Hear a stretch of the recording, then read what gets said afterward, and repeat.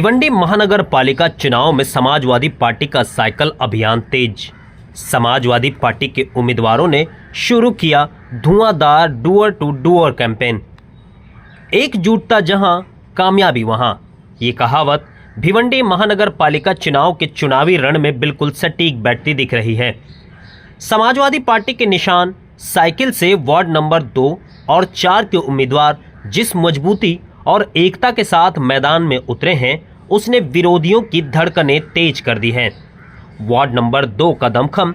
इस वार्ड से समाजवादी पार्टी के गद्दावर चेहरे बबलू भाई, हामिद शेख, अहमद हुसैन सिद्दीकी और राजू भाई उर्फ सैयद अनस की चौकड़ी ने मोर्चा संभाल लिया है। इनका आपसी तालमेल और जनता के बीच गहरी पैठ पैनल की सबसे बड़ी ताकत बनी हुई है। वार्ड नंबर 4 की हुंकार। वहीं वार्ड नंबर 4 के पैनल में अरुण राउत, आमिर हुसैन, अहमद सिद्दीकी और आसिफ गोल्डन ने पूरी ताकत झोंक दी है। विकास और विश्वास के वादे के साथ ये पैनल जनता के बीच जा रहा है। डोर टू डोर कैंपेन को मिल रहा भारी समर्थन। दोनों ही पैनल के उम्मीदवारों ने धुआंधार प्रचार शुरू कर दिया है। डोर टू डोर कैंपेन के दौरान उम्मीदवारों को न केवल लोगों का आशीर्वाद मिल रहा है, बल्कि युवाओं और बुजुर्गों का भरपूर प्यार भी मिल रहा है। जनता के इस हुजूम को देखकर साफ है कि इस बार साइकिल की रफ्तार को रोकना मुश्किल होगा।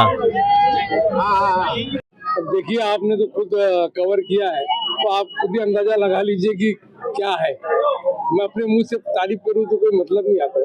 क्या चुनौती है सामने? एक तरफ आपके ही पैनल के जो नगर सेवक, 2 नगर सेवक सामने हैं और इस बार आप अलग सामने हैं, तो किस तरह का टक्कर लग रहा है? नहीं, ये देखो विचारधारा का मामला है जी।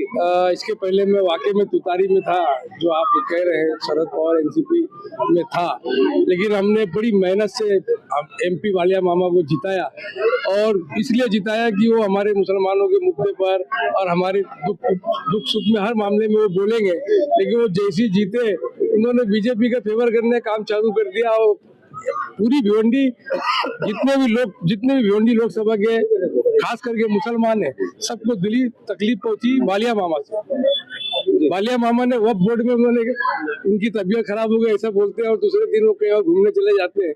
तो ये देखते हुए फिर मैंने उस तुतारी को छोड़ के समाजवादी का दामन पकड़ा है। इस तरह से देखा जा रहा है कि समाजवादी पार्टी के यहाँ कैंडिडेट है, लेकिन जो विधायक है उन पर क्या कहना चाहेंगे? क्योंकि वो देखा जा रहा है कि समाजवादी पार्टी की प्रचार सभा में ना दिखाते हुए वो कांग्रेस की प्रचार सभा में, तुतारी की प्रचार सभा में जा रहे हैं। इस पर आप क्या कहेंगे, क्योंकि आप एक जिम्मेदार हो?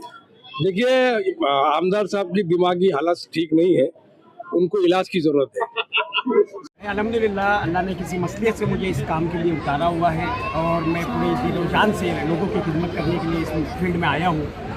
समाजवादी पार्टी ने मुझे एक कैंडिडेट बन के लोगों की सेवा करने का एक मौका दिया, और लोगों का जो रिस्पांस मैं देख रहा हूँ, अल्हम्दुलिल्लाह बहुत अच्छा रिस्पांस है।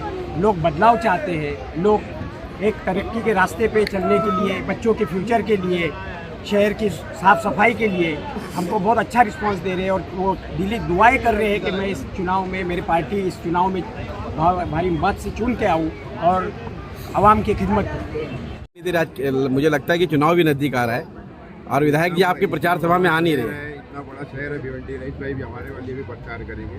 आज बाद जो हमारे घरों में माँ बहनें हैं, उन्हें सब समझता है कि आज किसे वोट देना चाहिए, किसे नहीं देना चाहिए। तो आपको क्या काम के बिना भी लोगों को वोट मिलता है, और हम लोग अपने वार्ड में काम किए हैं, तो हमारी माँ बहनों को बेहतर समझता है कि किसे वोट देना चाहिए, किसे नहीं। अच्छाई और बुराई का इलेक्शन है ये, अच्छे लोगों को अल्हम्दुलिल्लाह जनता का रिस्पॉन्स ऐसा कभी मैंने देखा नहीं था।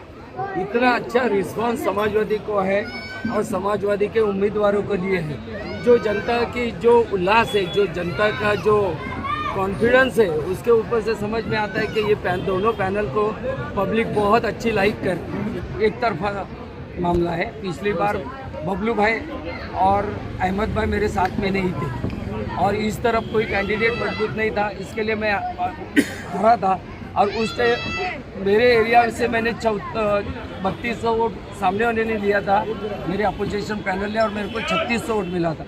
इंशाल्लाह इस बार मुझे उस तरफ 9 से 10 हज़ार वोट मिलेंगे। ये अभी हम जो डोर टू डोर कैनवसिंग कर रहे हैं, हम लोगों के पास जा रहे हैं। इसमें समझ ऐसा आ रहा है कि ये इलेक्शन लोगों ने हाथ में लिया है। इसका रिजल्ट 16 तारीख को निकलेगा, तब उनको मालूम पड़ेगा।